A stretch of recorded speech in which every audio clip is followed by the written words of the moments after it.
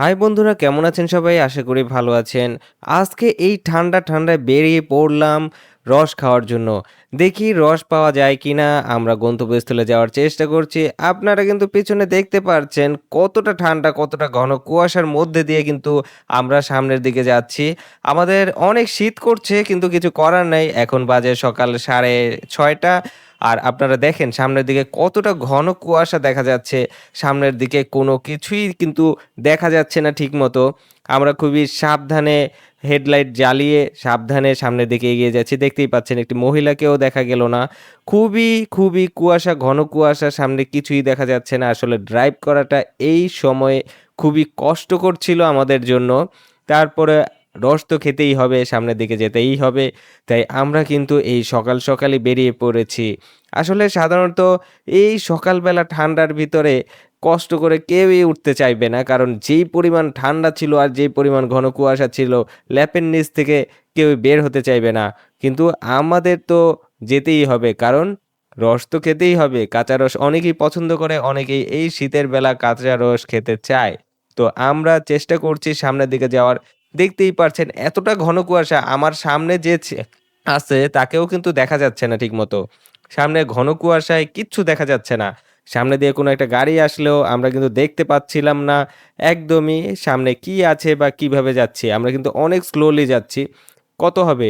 ১৫ থেকে ২০ আ কিলোমিটার পার আওয়ারে স্পিডে যাচ্ছিলাম আমরা সামনের দিকে। মানে তাও যেতে পারছিলাম না। এতটা ঘন কুয়াশা ছিল সেদিন। তো দেখতে আমরা রসের খুবই কাছাকাছি চলে এলাম এবং রসও পেয়ে গেলাম। এখনই এই তো আমরা একটি কলস থেকে ঢালার চেষ্টা করছি। কিন্তু যেই কলসটা আমাদের জন্য রেখেছিল যেই লোক রেখেছিল, রস রেখেছিল, সেই কলসটা কিন্তু অনেক বড় ছিল। আর আমরা নিয়ে গিয়েছিলাম ছোট একটি কলস। যার কারণে আমাদের ওই কলসটি নিয়ে যেতে হলো, বড় কলসটি নিয়ে যেতে হলো। কারণ দেখলাম যে অনেক রস আছে। আগের যে কলসটায় সেটা কিন্তু একটু বড়। আর আমরা যেটা নিয়েছি সেটা কিন্তু একটু ছোট। তাই আবারও ঢেলে আমরা কিন্তু ব্যাক করলাম আমাদের বাড়ির দিকে, যাতে করে আমরা রসগুলোকে নিয়ে যেতে পারি। তো অবশেষে আমাদের সেই কাঙ্ক্ষিত রস আমরা পেয়ে গেলাম। এখন ছাঁকনি দিয়ে ছেঁকে নিচ্ছি, কারণ রসের ওইখানে অনেক ময়লা থাকে, ধুলাবালি থাকে, যার কারণে ছাঁকনি দিয়ে ছেঁকে নিলে পোকামাকড় বা কিছু থাকলেও এই যে ছাঁকনিতে কিন্তু আটকে যায়। তারপরে কিন্তু আমরা সুন্দর মতো এই রসটিকে ছেঁকে নিয়ে তারপরে খাওয়ার উপযোগী করে ফেললাম।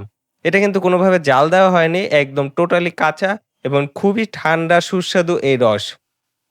দেখতেই পেলেন এখন রসগুলি, এই যে ১ গ্লাস রস আমি খেয়ে নিবো। আপনাদের জন্য রাখা সম্ভব হচ্ছে না, কারণ আমি একাই ১ গ্লাস রস সাবার করে দিচ্ছি। খুবই টেস্ট এবং খুবই সুস্বাদু এই রসগুলি ছিল। তো কষ্ট করে ঠান্ডার মধ্যে বের হয়েছিলাম।